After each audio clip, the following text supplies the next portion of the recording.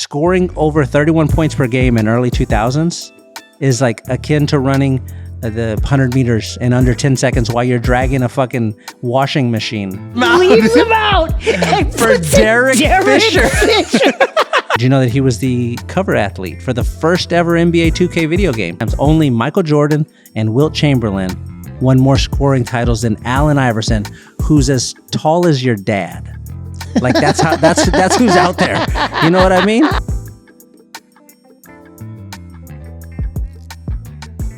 Jason. Yes.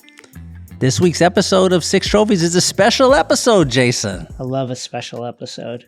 For everyone listening, normally what happens is Jason and I sit in a room and watch basketball every single game. We read every single news article for an entire week. And then we pick the stuff we find to be the most fun and the most interesting. And then we record a regular episode of Six Trophies. However, this time, well, with the holidays and all, we're recording this one well in advance, which means it's time for our second annual Player Celebration.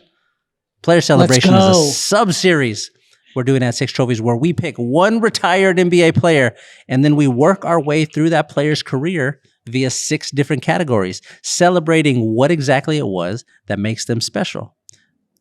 Very quickly, those 6 categories are best achievement, as in what's the most impressive overall achievement the player accomplished. And there's outside of basketball, as in what's the coolest thing outside of basketball the player did. There's singular play, as in what's the first play you think of whenever you hear this player's name. There's irreplaceable skill, as in what's one thing the player did that nobody else will ever be able to fully replicate. There's the reset button, as in you can make any change you want to the player's career. What are you changing? And then there's career trophy, as in what's one single trophy you're awarding the player to fully encapsulate that player's career. And so for our second player celebration, we did Kevin Garnett last time. This time, we are doing the brilliant, the amazing, the bombastic, the incredible, the iconic Allen Iverson. Jason, you want to start the show? Let's start the show. Let's start the show from Wondery.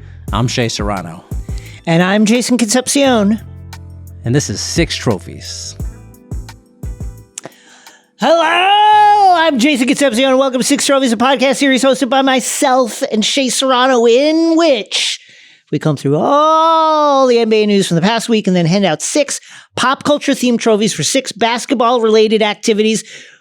That's what we do normally. But this week, we're doing our second ever player celebration episode. I'm so excited. And this episode is all about AI, Allen Iverson, the answer, a 6-foot question mark hurricane of charisma, and perhaps the pound for pound most exciting player that we've ever seen in the NBA. Shea, can you give us a very brief and broad view of Iverson's career? Absolutely, Jason. Allen Iverson, drafted first in the iconic 1996 NBA draft by the Philadelphia 76ers. Wait, before I go on, can I give you some names from that draft, Jason? Yeah, please. Here's who was in that draft class, in the 1996 draft class.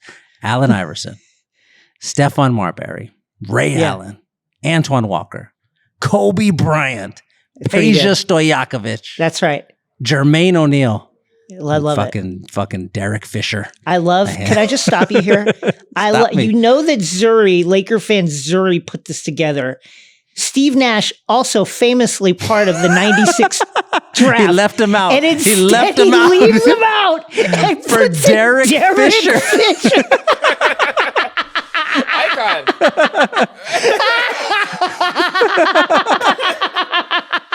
Where would the league be without Derek Fisher? 2-time MVP Steve Nash. Get him out of here. Not mentioned. Not mentioned at all. We're snubbing him for Derek Fisher. Noted MVP Steve Nash.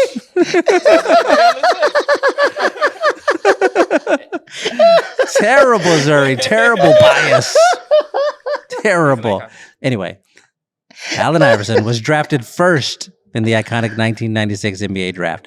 He was voted Rookie of the Year that following season, League MVP in 2001. He would go on to ring up 3 steals leader titles, 4 scoring leader titles, 6 All-NBA first or second team selections, and 11 All-Star team selections. But, Jason, None of that stuff really matters. None of it truly matters.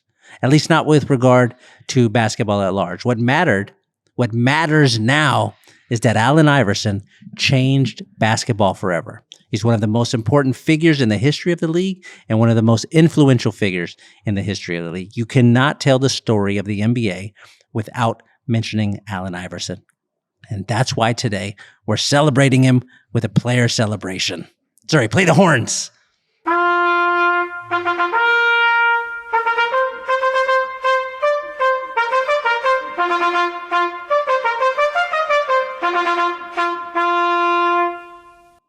Oh, I'm so excited to get into this, Jason. Let's do the categories. First up, Jason, best achievement, as in what's the most impressive overall achievement the player accomplished. I'm going to give you some nominees. You can pick from one of these, or if you have another option, you can, of course, list that one. All right, first up, I just mentioned it, but becoming the first overall pick of the 1996 NBA draft at 6'0". He's the shortest player ever selected first overall. And there was no question about it. You got to go get him. There's that one. Mm-hmm. Winning the Rookie of the Year, 1997 Rookie of the Year. Being a 4-time scoring champion in 99 and 2001 and 2002, 2005. His 11 All-Star Game selections. Leading the NBA in steals 3 seasons in a row, which is fucking crazy. Or his 2001 season, just the whole season where he was just magic. Inside of magic. I think it's got to be the 2001 season. Yeah. It was just end to end incredible. The Sixers finally realized what the recipe was for like winning with Allen Iverson, which is surround him with like defense first guys who can hit open shots and just let Allen cook. And Allen fucking cooked. Capped off with, you know, one of the most iconic plays in NBA history, the game 1 upset of the seemingly unstoppable LA Lakers, who did win the title that year, but only lost one game in the postseason, and it was that game 1 in the finals, capped off by the fucking dagger shot that makes Tyronn Lue fall down. And it has Allen Iverson stepping over Lou and looking at him as he goes by him. One of the most iconic plays, not just in basketball, but in all of sports. An incredible all-around season. Yeah, that season was unreal. There's a documentary that they put out called Everything But the Chip. Everything But the Chip. And they just go over how the Philadelphia 76ers behind Allen Iverson won every single thing you could win. League MVP, Coach of the Year, Sixth Man of the Year, Defensive Player of the Year, all of that stuff. They won every single thing except for the championship. And the fact that they didn't win the championship, I don't think that could matter any less. It doesn't matter. That 2001 season was just had magic sprinkled across the top of it. It just was like, what are we watching? This is unbelievable. This is unreal. It's like a perfect collection of all of these things happening all at one single time. That's the obvious pick here for best achievement. But I do want to say, being a 4-time NBA scoring champion, when you're 6 feet tall and you weigh 165 pounds, he's the smallest player ever to win the scoring title, even once. And he did it 4 times. 4 times. Only Michael Jordan and Wilt Chamberlain won more scoring titles than Allen Iverson, who's as tall as your dad. Like that's who's out there. You know what I mean? That's who's out there.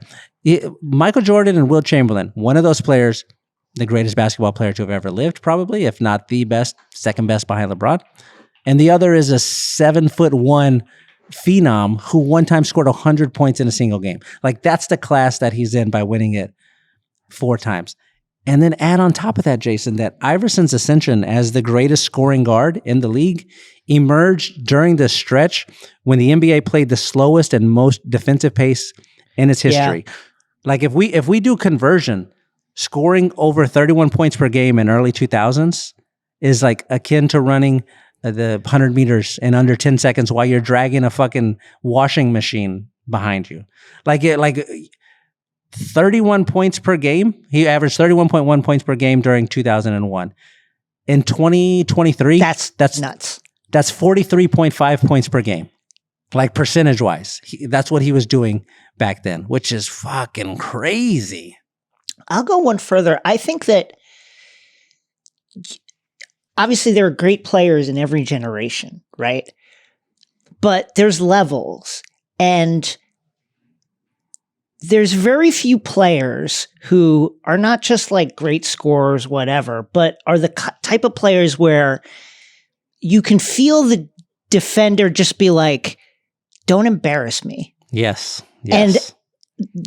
And that's like Michael Jordan, like Magic and Larry, Kobe, and Isaiah Thomas probably at his prime, and then Allen Iverson, the smallest of them, who did it for a long time. We may never see again a player that size where defenders who are much bigger and stronger than him were like, God, I just hope this guy doesn't embarrass me. Yeah, please don't. I do not want to guard him. Please don't make me look stupid.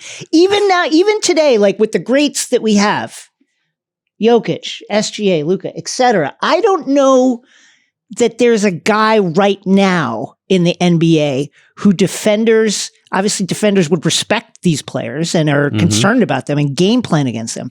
But I don't have that sense of fear that AI, Jordan, those guys instilled, where you could feel the defender just be like, man, don't put me in a highlight. Don't put me in a poster. Like, I don't want to be on that thing. Don't do that to me. And Iverson did that. He did it again and again. And that's like a different level of guy. That's just like a different type of fear level, threat level. Yeah. You know what's a fun Allen Iverson stat? Allen Iverson has 14 career 50-point games, right? 14 of them. That's nearly double the amount that every other 6-foot or under player combined in the history of the NBA has. Take all of them who have ever played in the NBA, and you can double it, and that's about what Allen Iverson did by himself, which is why Kevin Durant one time famously said that Allen Iverson is, quote, pound for pound, the best player ever to play. Kobe Bryant famously said, quote, we're fortunate that Allen Iverson isn't 6'5".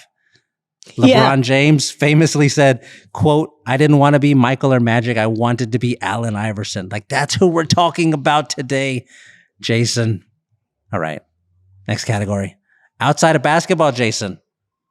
As in, what's the coolest thing outside of basketball the player did? And this one's hard because I have long held the assertion that Allen Iverson is the coolest basketball player to have ever lived. Besting just barely Julius Erving, Dr. J. It's Allen Iverson in that number one spot. So I got some options here for you, Jason. Which of these was the coolest thing that Allen Iverson ever did? Option 1. Did you know that he was the cover athlete for the first ever NBA 2K video game? I did know that. They said, who do we need? We need Allen Iverson. Sega.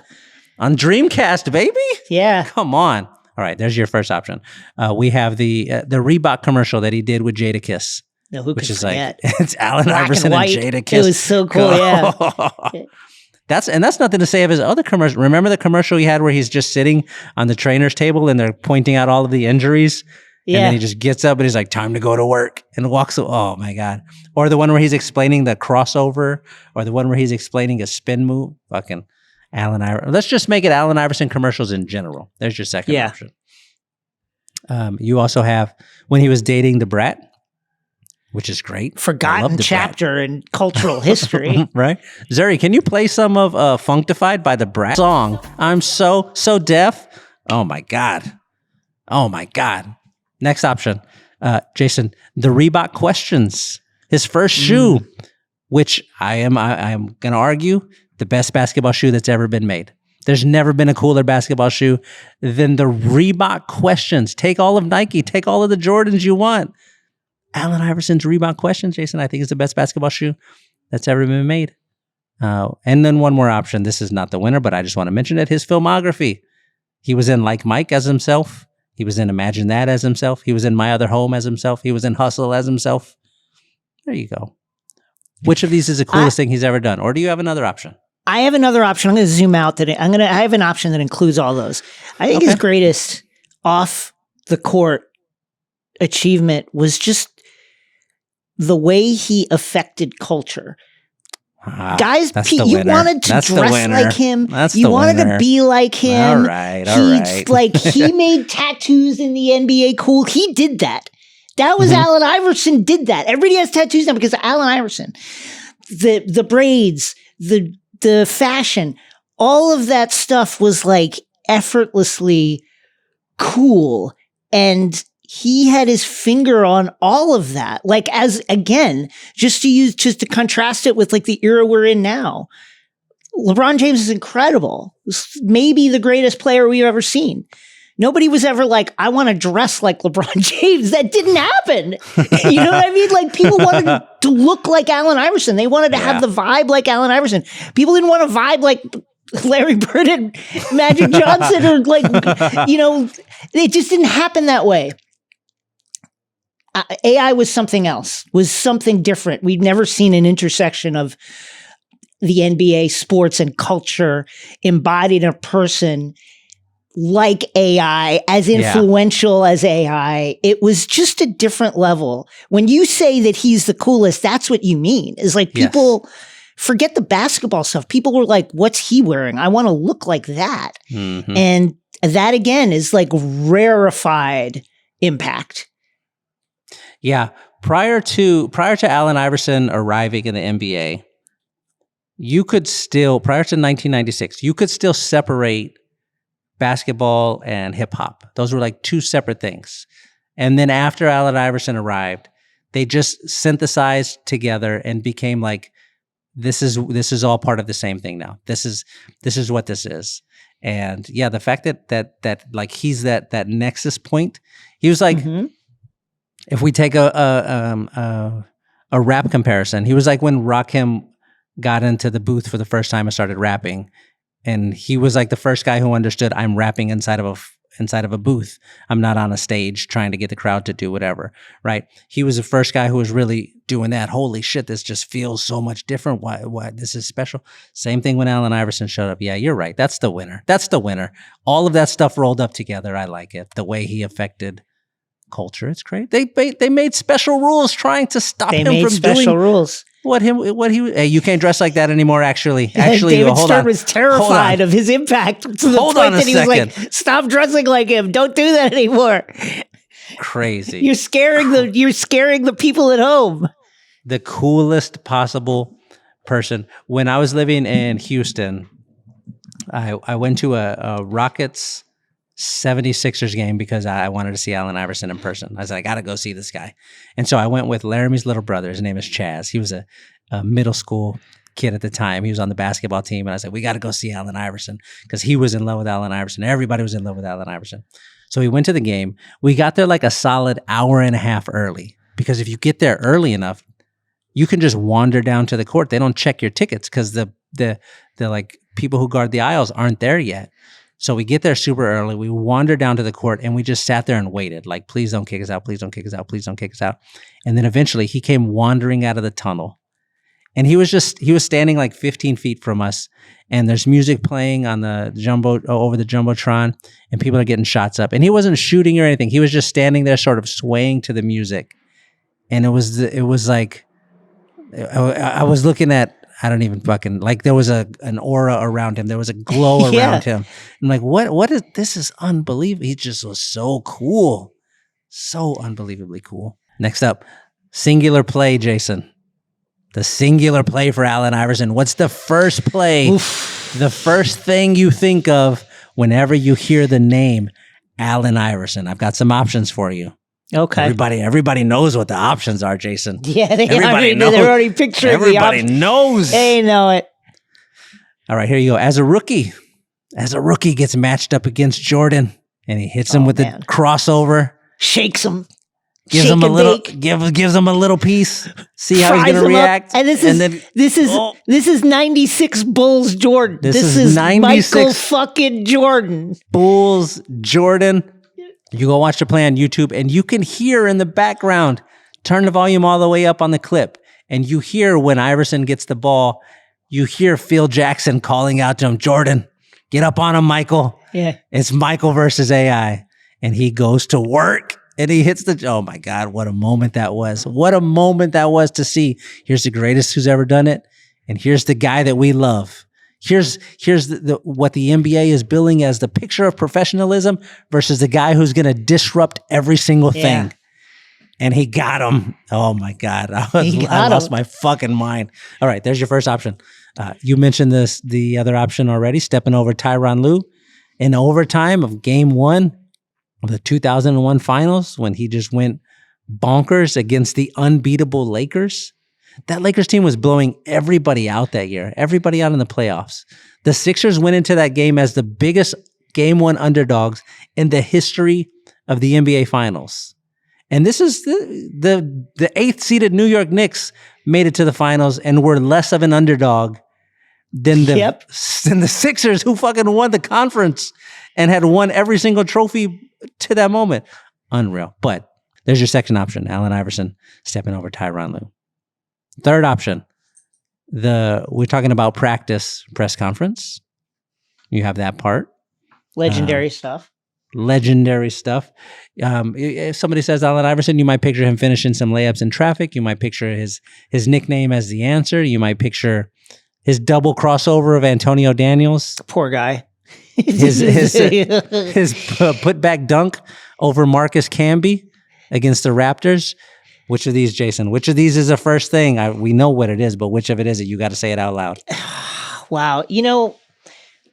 I think it is the step over, but since we already mentioned it, let's just talk about the shaken Michael Jordan, because it did feel, and in retrospect does look like a changing of the guard moment, an if the guard didn't exactly change, because of course the Bulls would go on to win 3 titles. Yeah, they would go on to win 3 titles right there. Okay, but it was an announcement that, hey, there's guys here. It was not clear in '96 who the next generation would be. Kobe was not.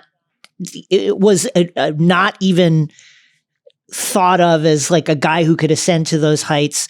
Ray Allen was seen as a scorer, but was not seen at that level. Steve Nash was not on anybody's radar. Camby was seen as a player who could make a difference, but certainly was not going to be even an all NBA guy, But this was a moment where it felt like, oh, here's a guy that's gonna try to take the mantle. Whether he actually grabs the mantle or not, he is gonna try and take it. Yeah. And that was such a cool moment, man. That was this in the days before everybody had access to the internet.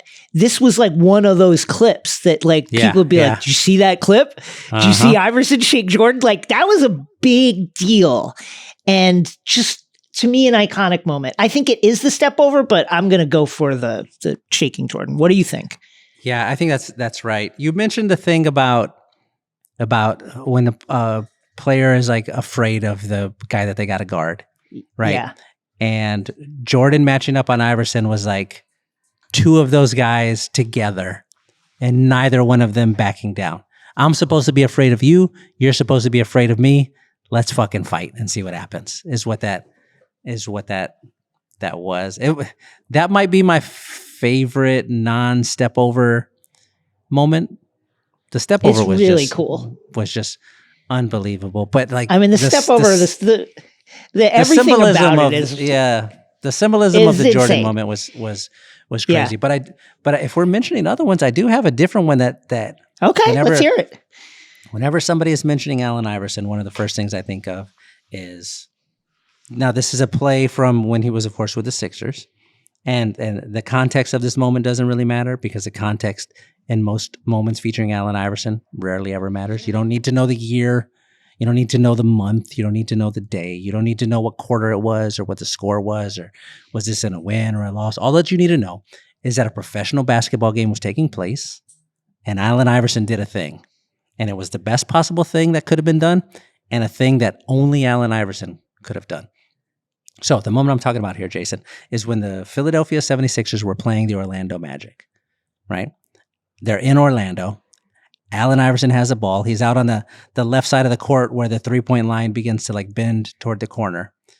He gets the ball. He waits for a second to see how the defense is going to react to him having the ball, because that's what the Philadelphia 76ers offense was. In this particular instance, his defender like squared up on him as a second and third defender readied themselves in the paint for Allen Iverson's attack. Because again, he was the only one scoring the ball on that team, right? So this happens after a beat. Iverson's teammate, Kyle Korver, jogs over to set a screen on Iverson's defender. And as Korver is coming over, the guy who's guarding him gives Korver just a little shove to get him off the path of the screen, like before arriving to Iverson. And then the ref blows the whistle, calling a foul, and the play is over. The play's dead. It's not even happening anymore. But Allen Iverson was already in motion, so he just continues to the free throw line, stops right there, and then just like throws up just a soft little jumper, right? Nobody else on the court is moving. It's just him. The whistle's blown, dead play. He shoots the ball. And then as he shoots the ball, here comes Dwight Howard, 6'10", 265 pounds, a defensive master. We're talking about four-time All-NBA defensive first team, 3-time defensive player of the year, 2-time blocks leader. There's Dwight Howard in the lane, right? And he decided he didn't want Allen Iverson to see the ball go through the hoop. And so he just jumps up and gently flicks the ball away right as it's about to drop into the rim. And the ball, completely by chance, Jason, ends up back in Allen Iverson's hands at the free throw line. And so this time, very casually, but also like in a very clear, okay, block this one, you motherfucker, kind of way. Allen Iverson shoots the ball again, only this time, rather than shooting it normal, like he'd just done, he zips the ball 50 feet straight up into the air. Just, if you're watching it on TV, you can go watch this clip on YouTube. You're watching it on TV, the ball disappears out of the screen. And it's off the top of the screen for like 2 seconds. Like it's gone. 3 full seconds, it's out of there. And then like a goddamn meteor falling from space just comes screaming back down, ripping through the net before Howard could think to do anything about it. And so the ball drops in. The crowd, again, they're in Orlando. It's opposing fans. The crowd is like, oh! Iverson, as this is happening, just casually walks away from the play. And at the time when it happened, it was just like a cool as fuck thing. It was just Allen Iverson being Allen Iverson. In retrospect, though, when I look back at it now, like that moment is so many of the things that made Allen Iverson great wrapped up all at once. It was, number one, a refusal to back down, even in a situation where no reasonable person could have expected confrontation. It's a dead play, who cares? But he doesn't back down. Number two, it's this fun, freewheeling, casually incredible thing, right? Number three, it's a tiny peek at the depth and the expanse of his like offensive mastery. Number four, it was his ability to, with no care or concern for anything other than proving he was philosophically bigger and more profound than a human who was nearly a foot taller than him and outweighed him by 100 pounds, unintentionally elicit oohs and ahs from a road crowd for something he just flippantly did after the whistle had already blown. Like that's Allen Iverson right there. He was colossal, Jason. He is colossal. That's what I think of when I hear 60. Allen Iverson. I think he had a career high 60 in that game too. I think that's his career high game. That happened in the first quarter. That wasn't his career high game. That happened in the first quarter. It wasn't the one?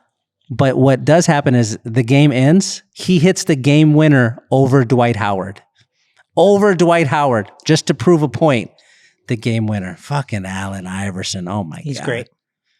Next category. Irreplaceable skill, Jason. As in, what's the one thing that this player did that nobody else will ever be able to fully replicate? Here are some options. You mentioned this one already, making tattoos look even cooler than they already were. How about that one? How about this? How about owning a piece of wardrobe? The shooting sleeve is the Allen Iverson that was him. Sleeve. That's how cool he was. He put it on and they were like, well, that's Allen Iverson now. How about getting his hair braided in the middle of an NBA game? Yeah. Fucking That was so real. That was so fucking real. How about making people want Reeboks? Fucking Reeboks. We were buying Reeboks because of Allen Iverson. I don't think that had ever been done. Here's my pick. Here's the winner for me. Just effort. That's the thing. That's the thing that Allen Iverson did or had that I don't think anybody else will ever be able to to fully replicate. Nobody will ever play as hard as Allen Iverson did. You could maybe get close. I don't think you're ever going to pass him though. That's my pick. What's your pick? My pick is just being cool. I don't think you can try to do it. You know what I mean? Like, I think cool is there's an effortless quality to it. There is a natural quality to it. It's a trait that is randomly distributed amongst the population. You can't really develop it. And if you know that you are, or you know that you want to be, then you can't be because you're trying. And if you're perceived as trying to be cool, you can't. He just like, again, all of those things that you mentioned, he made people want to do the thing that he was doing. And the only reason was because they saw him do it. And so I feel like just being cool. Like, you can't try to be cool. No one can try it. No one can do that. Like, that's not a thing that you have. I just think the coolness of him has yet to be surpassed. We've not seen a person that came into the league with the level of cool that he distributed amongst out to the fans and out to the world. Like, there's just nobody that has matched it. So to me, it's like that. It's that marriage of him playing so fucking hard on the court, but also like doing things that you're like, that he made it look easy and hard at the same time. Yeah, that's a great way to describe it. Man, I love Allen Iverson. He was great. He was great. I wonder what it was like to be in Philadelphia during that time. It had to have just been. It must have been nuts, right? Electric all of the time. Just, he's the guy. This is anecdotal, right? This is anecdotal, right? But like so I don't know, and Sixers fans, feel free to correct me on this. But it feels as if, obviously Embiid is beloved there, and they've had some good years. But I don't think there's been a player that has been embraced by the city the way Philly, a notoriously tough town, embraced Allen Iverson. Like, that was their guy. Do or die, that was their guy. It must have been incredible. Yeah, it would have been so cool to go to a game in Philadelphia. Imagine you're at the game where he gets the walk-off steal, and then he's just screaming, "This is my fucking house," or whatever he was doing. Like, imagine you're at that game in Philadelphia.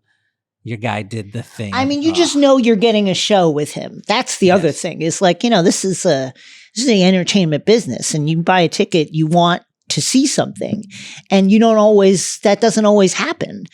But with Allen Iverson, you felt like, I'm going to get a fucking show. Like, there's something's going to happen. I'm going to see something. Next category, the reset button. As in, you can make any change you want to the player's career. What are you changing? I got some nominees for you, Jason. How about him turning down the lead role and He Got Game? That was going to go to him instead of Ray Allen. You could change that. You want to take Ray Allen out of the movie and swap in Allen Iverson? How you feeling about that? How about his 2004 Summer Olympics bronze medal? We changed that to gold. Should we change that? Reset that? How about his stint with the Grizzlies? 2 weeks. It was 2 weeks long. That was 2 weeks sad. long. Sad way to go out. How about just his relationship with Larry Brown? Although I don't know, because they seem to, in the documentary anyway, there was like a period where they really just loved each other a lot. After the rough part, it got good. You know what I mean?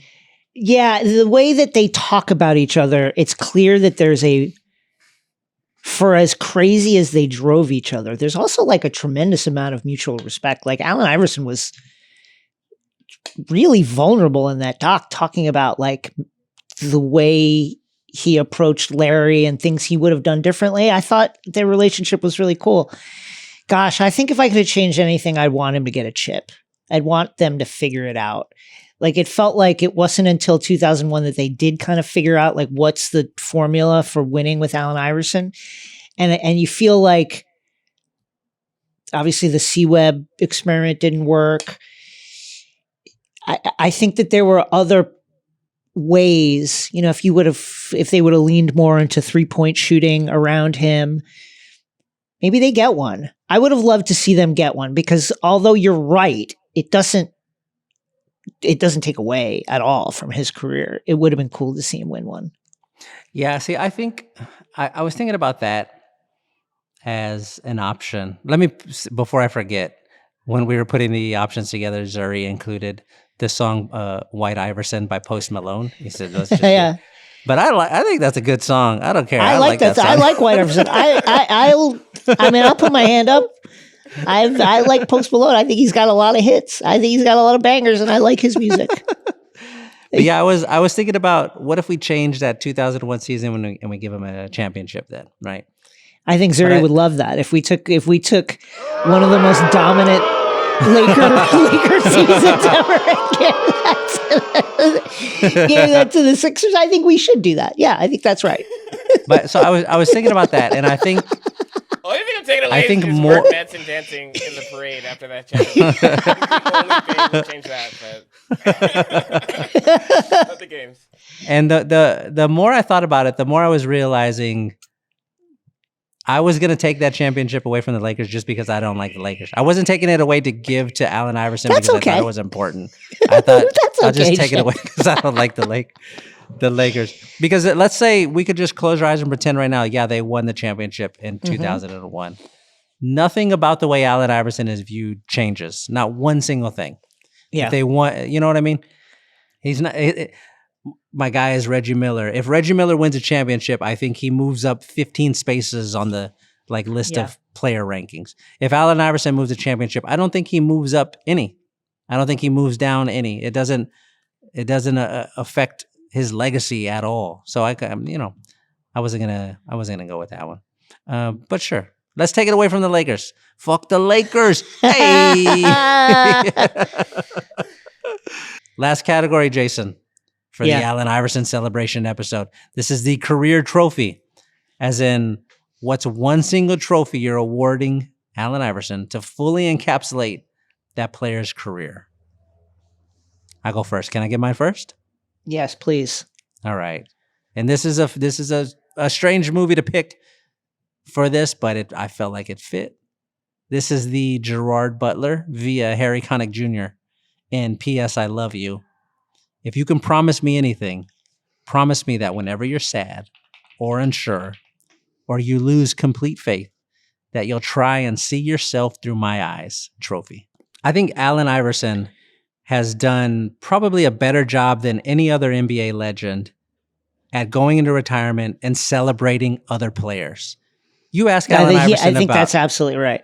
About any other player, and he just is glowing with praise and appreciation and respect. And it's such a cool thing to have, again, the coolest player who has ever lived, saying all these nice things about not being like, well, I'm the guy. He's going the other way with it, and I think it's great. And so I just we have a chance here to give a trophy to him. I want to make sure Allen Iverson understands that if you could promise me anything, Allen, promise me that whenever you're sad or unsure or you lose complete faith, that you'll try and see yourself through everybody else's eyes, because when we look at you, Allen Iverson, you are an unquestioned, bona fide, beautiful legend who was so wildly important to generations of players, to generations of fans. He's that fucking guy, and I want to make sure that he knows that. He's that guy. My career trophy is the Will Castor in Transcendence trophy. Will Castor, I need you to wait here. Evelyn Castor. What? Where are you going? Will Castor. Everywhere. Because AI transcended. I mean, with the players we have now, you have to win for any of the other shit to matter. Like, you got to win at the highest level. You got to be a champion. You've got to do. There's a bunch of on the court things that have to happen for you to have impact in the culture. And it just felt like Allen Iverson transcended all those rules. Like, he was very divisive with the way he played defense or didn't play defense, gambling for steals, the shots he took, his usage rate. how hard it was to build around him, what kind of team player he was. He only made the one finals. He never won any. And those things would be marks against any other great player. He transcended all that shit. It doesn't matter because he's Allen Iverson. None of it matters. And we've not seen a player like that where just the style with which they played made all the criticisms not matter. He transcended all of that stuff, and he's just one of the most unique athletes that we've ever seen. Yeah, it's really unbelievable when you just sit back and look at what he accomplished. Because he's one of like 4 players that the impact on basketball was bigger than the basketball. You know what I mean? And I think that's the hardest level for any player to get to, is when you're doing it that way. And he fucking did it. You did it. We did it again. Another perfect episode. He did it and we did it.